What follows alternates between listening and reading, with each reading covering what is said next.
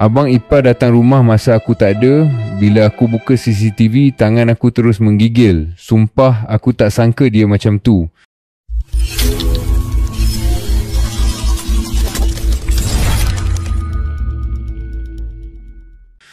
Assalamualaikum. Nama aku Daniel. Dan apa aku nak cerita ni adalah antara hari paling menggoncang hidup aku sebagai seorang suami. Benda ni berlaku dalam masa beberapa jam je. Tapi kesannya sampai sekarang aku masih rasa berdebar bila buka CCTV rumah. Hari tu hari Sabtu. Sepatutnya hari yang tenang sebab aku cuma kerja separuh hari. Isteri aku, Aira, duduk rumah. Dia tengah sibuk kemas dapur. Katanya nak cuba resepi baru. Pukul 12 lebih macam tu, aku ambil masa rehat sementara tunggu order pelanggan siap. Biasanya aku akan tengok phone, scroll kejap. Tapi hari tu entah kenapa aku terbuka aplikasi CCTV rumah. Dan dari situlah semuanya bermula. Bayang yang tak dijangka di depan pintu. Dalam CCTV luar, aku nampak seseorang berdiri depan pintu rumah aku. Abang ipar aku, Rizal. Bukan luar biasa kalau dia datang, tapi selalunya dia akan message dulu. Dan selama aku kenal dia, dia tak pernah datang rumah aku masa aku tak ada. Aku tengok dia tekan loceng. Aira datang, buka pintu. Dia senyum. Aira pun senyum-senyum biasa, hormat. Tapi bila Rizal masuk, dia tutup pintu dengan perlahan, macam hati-hati. Itu yang buat aku rasa tak sedap hati. Aku tengok Aira pusing balik ke dapur. Rizal ikut belakang, tapi jarak dia terlalu dekat. Aku rasa jantung aku mula ketuk dada dari dalam. Aku zoom kamera dapur. Aira tengah buat air. Rizal berdiri tak jauh, mata dia tak lepas dari Aira. Pandangan jenis yang aku sebagai suami pun rasa pedih bila tengok. Tiba-tiba aku nampak dia angkat tangan macam nak sentuh bahu Aira. Aira cepat ke tepi, elak, dan aku nampak mulut dia bergerak laju, mesti dia tengah marah atau tegur.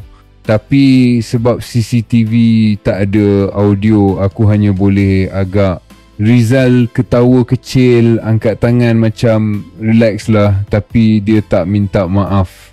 Dia tak jaga jarak. Dia duduk di kerusi makan. Tapi cara dia tengok Aira buat darah aku makin mendidih. Aku rasa tangan aku menggigil.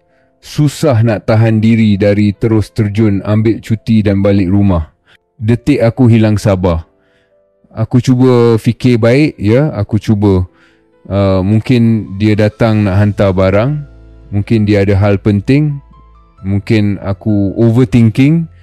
Tapi bila aku buka kamera ruang tamu, aku tengok Aira keluar dari dapur bawa 2 gelas air. Cara dia jalan laju, bukan macam layan tetamu. Macam nak cepat habiskan situasi tu. Rizal pula pandang dia dari kepala sampai ke bawah. Sumpah, pandangan tu tak patut untuk seorang abang ipar. Aku terus tak fikir panjang. Aku minta bos keluar awal, bagi alasan ada kecemasan rumah. Aku terus capai kunci motor dan pecut macam aku kejar masa. Sepanjang jalan, perasaan aku bercampur. Marah, risau, takut, kecewa. Semuanya menendang dada aku. Sampai depan rumah, aku tak sempat buka kasut, terus masuk. Rizal terkejut. Dia tengah duduk di sofa, tangan pegang gelas. Aira berdiri jauh sikit dari dia. Aku tanya, "Bang, ada apa datang tiba-tiba?" Ayat aku memang keras sikit, aku tak boleh tipu. Rizal jawab sambil senyum, "Alah, rumah adik ipar sendiri pun tak boleh singgah ke?" Nada dia macam nak buat aku nampak salah sebab rasa tak selesa. Tapi mata dia jelas, gelisah. Aira pula, aku boleh nampak muka dia tegang, pipi merah, tangan menggenggam. Dia pandang aku dan cakap perlahan, sayang, lain kali kalau abang datang masa you tak ada, tolong beritahu dulu. Rizal pandang Aira, mata dia berubah, tak suka, tersinggung. Tapi dia tak cakap apa. Dia terus ambil kunci kereta dan berlalu pergi tanpa salam, tanpa tengok aku. Bila pintu tertutup, Aira duduk. Nafas dia panjang, bahu dia jatuh. Aku duduk sebelah dia. Dia ada buat apa? Aku tanya. Aira geleng kepala perlahan. Tak ada sentuh. Tapi dia buat saya tak selesa. Aku rasa marah aku mendidih. Tapi lebih kuat dari marah, ada rasa lega sebab Aira jujur. Dia tak sembunyikan apa-apa. Kami tengok rakaman CCTV sama-sama. Dan apa yang aku nampak cukup buat aku tak tidur lena malam tu. Rizal memang tak sentuh. Tapi cara dia berdiri dekat, cara dia pandang, cara dia cuba sentuh bahu Aira, itu semua bukti niat dia bukan biasa. Aku kena beritahu kakak. Esoknya, aku buat keputusan. Aku call kakak aku, isteri Rizal. Aku cerita lembut, bukan marah-marah, bukan nak rosakkan rumah tangga orang. Tapi aku rasa tanggungjawab aku untuk beritahu. Kakak aku diam lama sampai aku dengar dia tarik nafas. Aku tahu dia kadang-kadang macam tu dia kata, tapi aku tak sangka dia buat dekat Aira. Perkataan tu buat dada aku berat. Dia minta maaf berkali-kali. Aku kata aku tak marah dia. Aku cuma nak pastikan benda ni tak berulang selepas semua berlaku. Sejak hari tu, Rizal tak pernah lagi datang rumah aku. Tak mesej aku. Tak cuba jelaskan apa, macam dia tahu aku dah nampak siapa dia sebenarnya.